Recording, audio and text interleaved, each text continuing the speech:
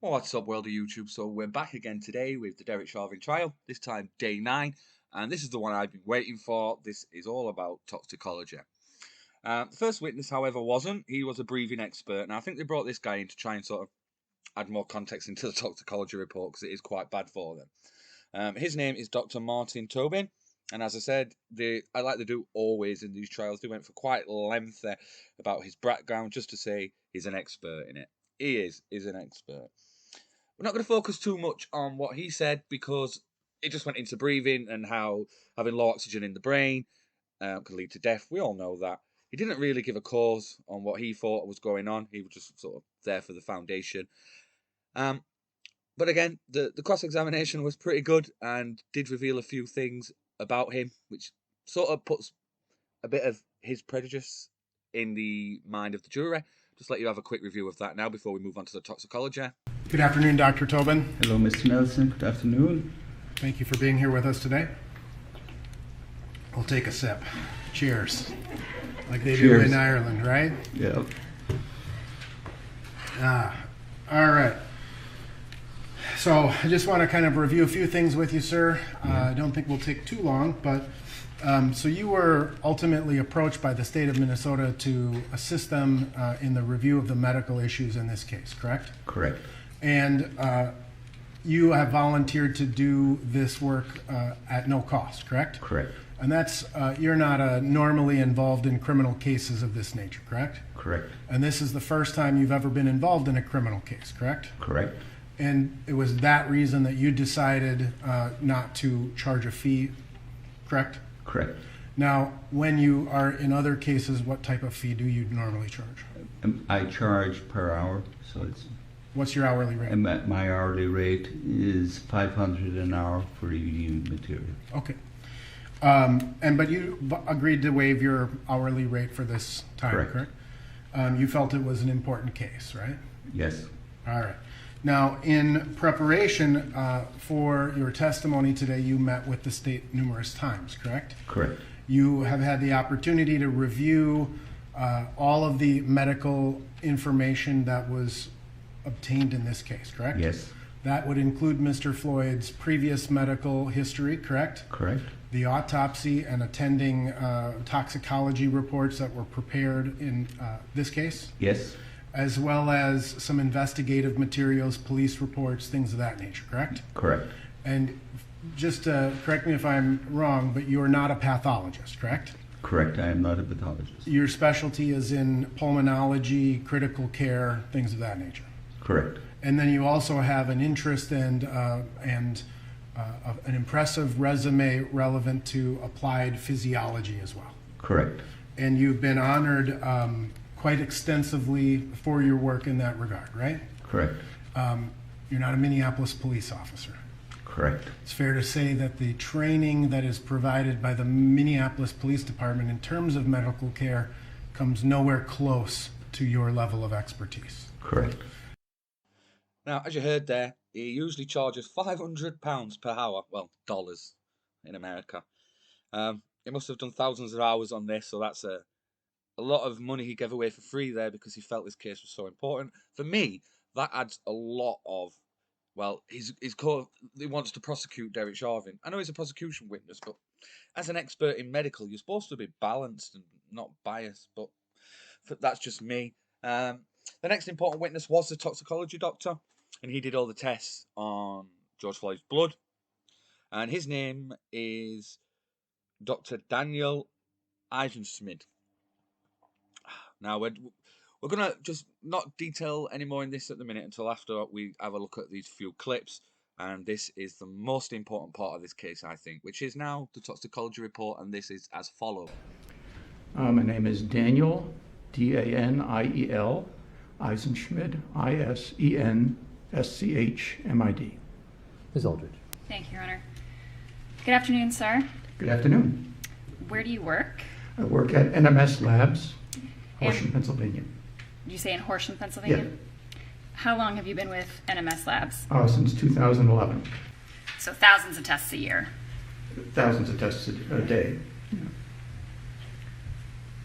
Tens of thousands of tests a year. My math is bad. Did NMS Labs receive some samples for testing from the Hennepin County Medical Examiner's Office related to George Floyd? We did. And were there a number of different samples that were received? Correct. What were the samples that were ultimately tested by NMS Labs? So we tested the samples that were requested by the Hennepin County Medical Examiner to be tested. So we tested samples that were labeled as hospital blood, and we also tested urine that was collected at the autopsy. And in terms of the testing that was performed at NMS Labs, were those tests pursuant to standard operating procedures at the lab? Yes, they were. And that process was followed for all of those tests? Yes. Getting to the results from that testing, what were the notable findings from that testing? So the most notable findings in the hospital blood was the presence of fentanyl at 11 nanograms per milliliter. And then the metabolite of fentanyl, the breakdown product of fentanyl, norfentanyl, at a concentration of 5.6 nanograms per milliliter. In addition, we found methamphetamine at 19 nanograms per milliliter.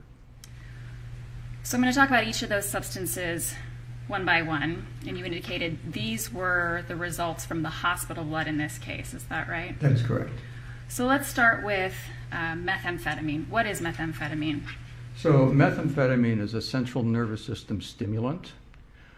It can actually be prescribed. It rarely is, but it can be prescribed under the brand name Disoxin, and it is used for attention deficit hyperactivity disorder and also obesity. It was also experimentally used for treatment of narcolepsy. And between 2016 2018, there were about 10,000 prescriptions in the U.S. written for Disoxin that year, each year. So can methamphetamine be both a street-level recreational drug and also a prescription drug? It can. With respect to the results, the 19 nanograms per milliliter that you found of methamphetamine, what significance, if any, is there to that amount?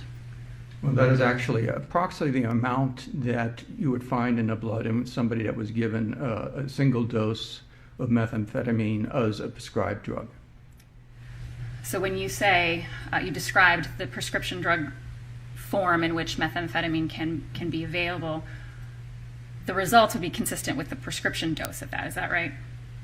Yes, it could be. Would that be considered a low level of methamphetamine? Yes, very low. And you also talked about the fentanyl results of 11 nanograms per milliliter. First, what is fentanyl? So fentanyl is a opioid and analgesic. It's used similar to morphine. It's much more potent than morphine. It can be used to treat pain and also be an adjunct use in surgery and for anesthesia. As you heard there, wow. Methamphetamine and fentanyl. Now, they went through the dosage as there, and I know this is going to get a bit confusing, so I'm just going to try and break this down as simply as possible. The methamphetamine there wasn't in really, really high amounts. What that means is it was, like you said there, as if you took one prescription tablet. Now, so they didn't focus too much on that. They just advised what it was used for, things like that. But the fentanyl, they didn't go into that amount because that is a massive amount. But what you did hear him say there is it's worse than morphine. Now, I'm an ex-British soldier, and we know morphine. If you give a patient a lot of morphine, they need to be near death anyway because it's one of those type of drugs that can kill them. So if fentanyl's more effective than morphine is, then you've got to be really careful with that. Now, this was a long testimony for this witness, so what they went through then was a few slides sort of comparing both alive, so they did the alive by DUI, so drunk under the influence stops, and they did the dead people by how much fentanyl they had in the system. There was some confusion about this on the range of people, and he tried to make it look like George Floyd's fentanyl level was lower by adding more cases in. But what he didn't do with the dead cases, he didn't differentiate between whether they were fentanyl overdoses or if they died from other source. As I said, it's quite complicated. Mr. Nelson does break it down really well. So we're just going to go to his cross-examination now. All right. It's a little unusual for you to be testifying in a death case, is not? Not terribly. I mean, I do work with medical examiner and coroners a lot, but they typically are the ones that testify as to cause and manner of death. Usually, if I'm involved in a death case, it's usually drug delivery resulting in death. Okay. And so you work in a laboratory that works with medical examiners from around the country, right? Correct. And you perform these services in a variety of different contexts. Agreed? Yes. So you testify that some are, clinical in nature, some tests are clinical in nature, some are law enforcement in nature, and some are death related, right? Correct. All right. And you, at the time you became involved in this case, you were obviously aware of the significance of this case, right? Yes. And your laboratory goes through an accreditation process, correct? We do. And part of the accreditation process is to establish standards and reporting thresholds, right? Yes. And so the reason a laboratory will have those thresholds is to be consistent in how toxicology is reported to various individuals, right? Correct. And so one of those accreditation standards is actually to have and set this threshold that if a particular chemical component is below that threshold, you would suggest not reported, right? Or you would say it's not reported. So there are instances where a medical examiner might ask us if something was present below a threshold, and depending on what the situation is, it could be potentially reported as such. It's not common practice. In this case, we didn't do that. It's not common practice to report things that are below, or chemical components below the threshold, because it's contrary to the accreditation standards. Agreed?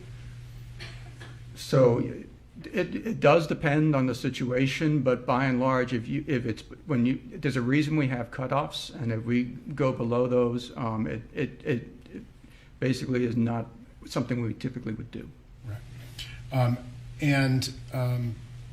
So an analyst who comes in hypothetically and may see certain markers that have an indication that something is present, but refuses to acknowledge its presence, that would be because of those accreditation standards, right? I'm not quite sure I understand the question. Hypothetically speaking, if an analyst from, say, the state crime lab comes in and a question is presented to her about the presence of a particular substance, but that substance was below the reporting thresholds. I'm going to object, Your Honor.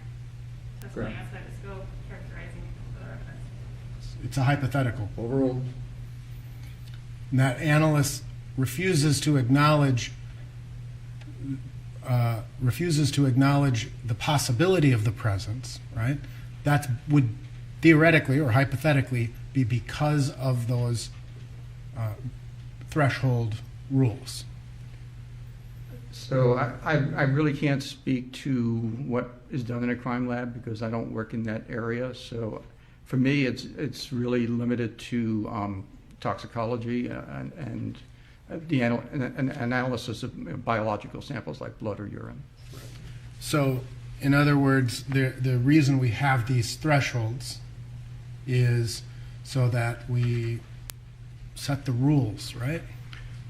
So the reasons these thresholds were actually established, it has to do with the original validation of the method. The thresholds are not set because of any standard that says this is what you have to use as a threshold.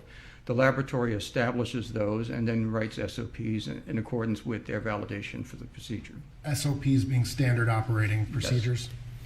And so if the laboratory sets this standard and says, here's the standard, and then does something in contravention or reports something that is against that standard, that would be a violation of the standard operating practice, right? If it were reported without any explanation, yes. So just a few kind of follow-up questions to your testimony. You've met with or spoken with members of the prosecution team several times, right? Yes. Including February 26th, March 5th, March 12th, April 5th, and April 6th? That sounds right. I don't know the exact dates. Understood. You wouldn't disagree with me if I told you those were the dates. I wouldn't. And I was provided with meeting notes and summaries of your conversations, right? Yes. All right. So I just want to make sure that I understand and the jury understands the difference between fentanyl and norfentanyl, okay? Okay. You would agree that fentanyl is the active ingredient, or when you report the fentanyl concentration, it's the active ingredient, right? Yes. Now, when a person ingests essentially any substance, controlled substance, doesn't have to be an illegal drug, the body metabolizes that, correct? Yes. And then the body eliminates that, right? Yes. Through the natural processes of the body. Yes. Right? And the elimination of the substance results in what's called a metabolite. Agreed? Yes. And so fentanyl being the active ingredient, norfentanyl is the metabolite or the breakdown, correct? Yes. And included in this particular case, you discovered a fentanyl concentration of 11 nanograms per milliliter, right? Yes. And a norfentanyl level of 5.6. Yes. Now, you testified on direct examination that could be one of two scenarios occurring there, right? Yes. One scenario is that a person took a certain amount of a controlled of fentanyl, and enough time had passed to eliminate that, correct? Correct. Or to break it down and have that metabolite Correct. being present. That's one scenario, right? The other scenario, as I understand it, is someone took some, that initial dose began to break down, and then the person took more, and so the active ingredient is there, but it had not yet broken down, right? Correct. So it's sort of either, and you describe it, I think, as an acute ingestion or a non-acute ingestion. So, a person, when you have fentanyl will break down to norfentanyl, but you could still take more fentanyl. So you could still take fentanyl while the first fentanyl was breaking down. Right. So to put it into context of people who may consume alcohol, right? I have a beer. My alcohol concentration is going to rise to a certain level, right? Whatever based on the alcohol concentration. Agreed? Yes. And my body will essentially immediately begin to decrease and eliminate the alcohol, right? Correct. But if I have a second beer, I'm adding more alcohol, causing my blood alcohol concentration to rise. Correct? Yes. That's similar with all substances, including fentanyl. In general, yes. I mean, so alcohol is eliminated at a fixed rate over time. There's only so much you can eliminate with time. With drugs, some drugs, it's a little different. But Some drugs may be faster, some may Right. take longer, right? Right. And when you describe the results in this particular case, you're talking about, I'll strike that, sorry. So based on a strict interpretation of these test results, there's no way to determine at what point any particular amount of fentanyl was ingested. Agreed? I would agree with that. Now, fentanyl, again, being a toxicologist, is a lawfully manufactured controlled substance in the United States, right? It can be prescribed as a fentanyl patch. It can be a lollipop. It can be used in surgery. So there's different forms Right. lawfully prescribed. And the fentanyl that is contained in a patch or a lollipop or that an anesthesiologist may administer is in a very controlled and known manner, right? Yes.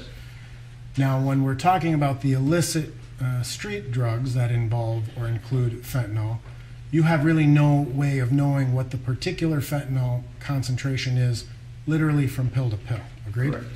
And so every single pill you take, it becomes a unique experience for the person, right? That's true. And so regardless of whether you have a tolerance or a non-tolerance, any single incident could cause an adverse reaction. Well, sure. If you suddenly had a pill that was 10 times the amount of fentanyl than another one, then yes. And you have no idea, right? You don't know from pill to pill, sure. Right, because they're not manufactured in a controlled environment. Yes.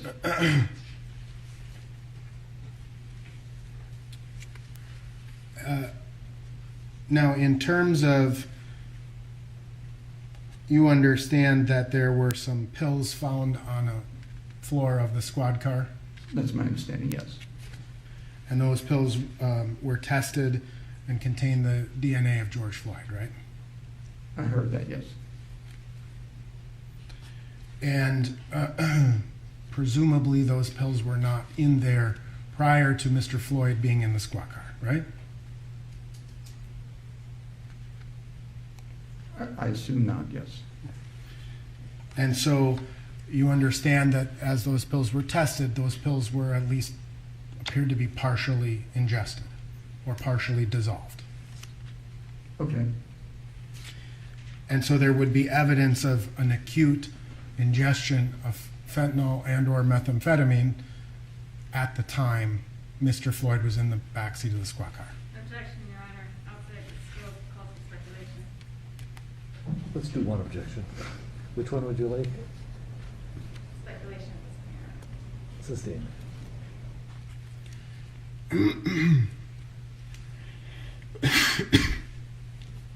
Are you familiar with the term hooping?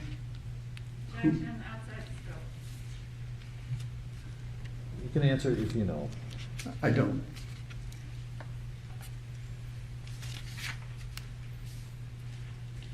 Now, in terms of your slideshow, and I don't have an electronic copy of it,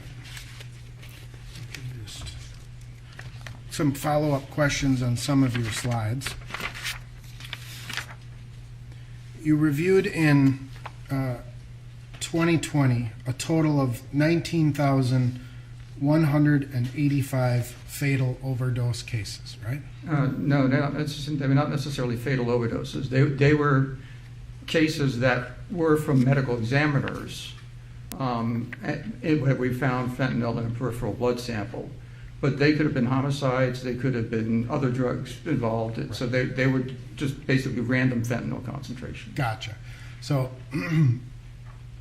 someone may have been shot as a part of and killed as a result of a gunshot, but as a result of the autopsy process, they collected the blood and analyzed the blood as a part of the normal autopsy process, right? Correct. So the cause or manner of death being, gunshot wound, homicide, but we still look at the blood, Yes. right? Okay. And it was a total of 19,185, right? Correct. Peripheral blood samples. So when the slide says 19,185 fatal overdose cases, you're not suggesting, it's somewhat misleading, I think, to me, because you're suggesting it's a fatal overdose case. I didn't think it said that. Well, we can. If it did, that was something I corrected on the other day, and I said that's not correct. Okay. So just, this is where, and I apologize for the writing where it says fatal overdose cases. That's not correct.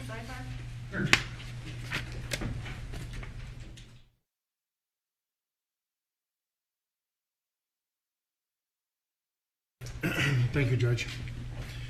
I apologize. I was working from a previous copy of your presentation. But nevertheless, I want to show you, ask you a few follow-up questions on this presentation.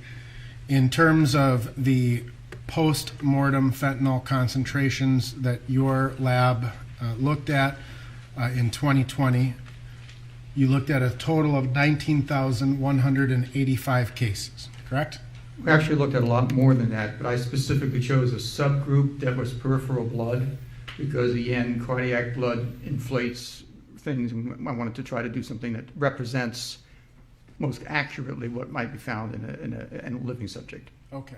So you were looking and focused specifically on the concentrations in the most equivalent type of blood sample that was taken. To the extent that you can do that, yes. Right. But in those 19,185 cases, then, not all of them represent a fatal overdose, correct? That is correct. And so, of the 19,185 cases, do you know the number of cases that would be attributed to overdose specifically? Unfortunately, we don't, because we don't get the history on a lot of the cases or what the outcome was, or even in context. So you can't determine which of these cases included something like a gunshot or included something like a heart attack or something else that would cause the death, right? That's correct. These are simply blood samples, right? Correct. And when you look at these blood samples, you say the mean level of these samples was 16.8 nanograms per milliliter, right? Yes. And when we say the mean level, you're talking the average, Yes. right? So if you take up all of the 19,185 cases, add up their levels, and divide them by the number of cases, that's the average, right? Correct. And the median being 10 nanograms per milliliter, Yes. right? Meaning that's just 50% of the cases have higher fentanyl levels and 50% have lower, right? Yes. And again, we can't differentiate what the actual cause or manner of death was in any one of these cases, right? That's correct. Now, in terms of the 19,185 cases, when you're looking at the inclusion of norfentanyl versus the exclusion, the vast majority of those cases included norfentanyl, right? They did. 15,455 of the 19,185 cases. That is correct. Now, when you look at the DUI concentrations, obviously this is a little bit of a different type of a situation, right? People are alive. Yes. They're driving a motor vehicle, right? Yes. Presumably. Or sleeping in one. Right, I suppose. And here again, there were 2,345 DUI cases, right? Yes. The average level was 9.59, right? Yes. And the median level was 5.3. So 50% above 5.3, 50% below. Correct. Nevertheless, they were all arrested for DUI, right? Well, again, as I mentioned, other drugs may be present, so this is just looking at fentanyl. And so what we're really doing is we're trying to isolate and create some form of a comparison of Mr. Floyd's fentanyl levels and his norfentanyl levels to some sample of population, right? Correct. One sample of population we know is alive, right? Because they're driving a car. And the other sample, we have no frame of reference. Did they die from fentanyl overdose or did they die from some other reason? We have no context. That's correct. All we know is they're deceased. Now, I know that was a long one, but as I said, toxicology is really important in this case, and I think Mr. Nelson there broke down that a lot better than I could. A lot better than that doctor could, by my opinion, but no, yeah, I mean, it started off on about standards, because as you remember in my last video, I forgot her name now, but the internal affairs toxicologist who was looking into what was in the tablet couldn't say for definite that fentanyl was in the one found in the car because of standards. So he was just breaking that down a little bit. Now, he also advised how dose was actually higher than reported. So he was talking about how it got broken down, mentioned sort of the example of alcohol, which was a very good analogy in my opinion. So he's really putting it into the jury's head there. Look, yeah, that was high then, but it could have been even higher.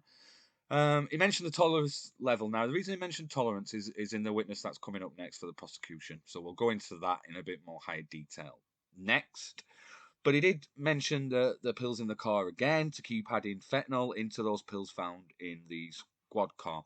Now, the most important part there, he went through the 19,185 cases that were used in this case to try and get an average as to what fentanyl levels were there. Now, he broke it down brilliantly. I mean, he said, you don't know how many of those 19,185 were fentanyl overdoses, and you don't know how many of those were death from other causes with fentanyl in them. So there's no way at all to compare. But he did say later on, but we didn't add that bit in, it's at least 25% of them could be fentanyl overdoses, couldn't they? And he's like, yeah. So didn't go well for the prosecution. They also mentioned the DUI comparisons, as I said there, but he got him to advise, look, they all got arrested for DUI, didn't they? So he's adding not just fraud into the case for George Floyd or resisting arrest now, he's also adding a DUI charge, which changes it completely. I mean, George Floyd could have gone off and killed somebody else. Really could have. As I said, the next witness was then used by the prosecution to try and talk about people's different tolerance levels. They're trying to say that George Floyd had a very high tolerance level for this drug. So even though it would have killed the vast majority of people, necessarily wouldn't have killed George Floyd. Shocking, but we'll just have a look at that briefly now.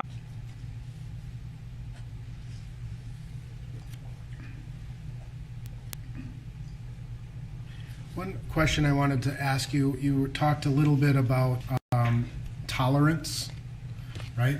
And how people can build a tolerance, particularly to opiates, relatively quickly, right? No, I didn't say quickly. Okay. Well, people build a tolerance, right? Yes, sir. And you've defined, and you're not a toxicologist, correct? No, sir, I'm not. Okay. But you have some general familiarity based on your experience as an emergency room doctor, people who are tolerant to particular substances, right? That is correct, sir. And when someone stops using a controlled substance for a period of time, that tolerance dissipates. Agreed? And that is correct, sir. And with certain types of controlled substances, tolerance dissipates very quickly, specifically fentanyl. I'm not familiar how quickly it decreases, sir, or increases. So a person's tolerance is situational, right? No. Let me rephrase. Somebody who is tolerant, that tolerance could be built up over an extended period of time. Agreed? That is correct, sir.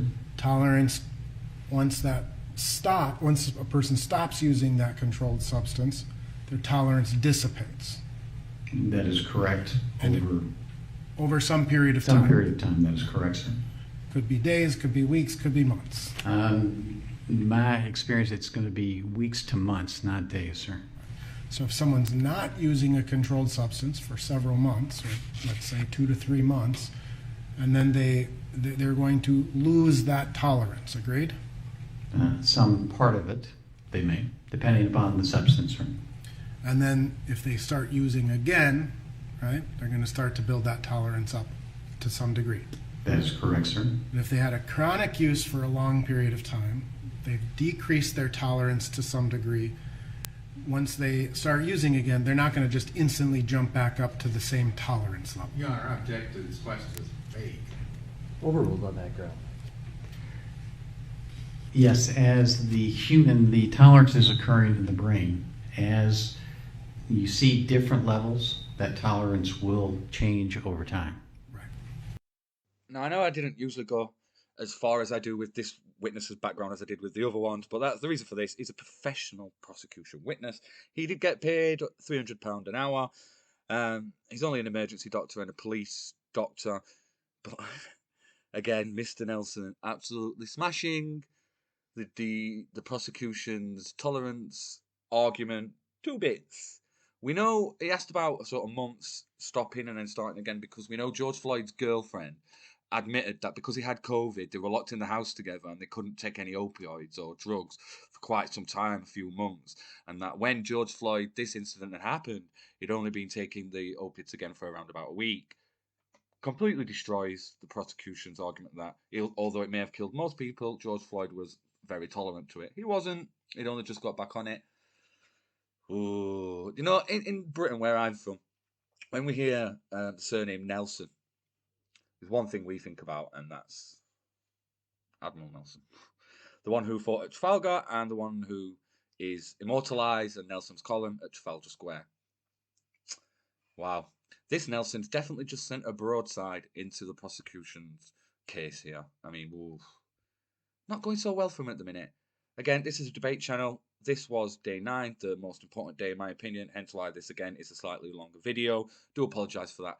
But I need to get all the facts and we need to make sure that we're fully aware of everything that's going on in this case.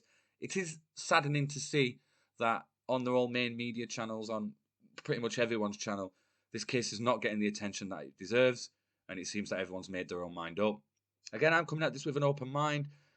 The defence are coming to with their case soon. The prosecution's got 1 day left. That's the autopsies. We're going to go over that. That's the next video. But so far, again, I'm leaning towards innocent or manslaughter. Haven't made my mind up yet.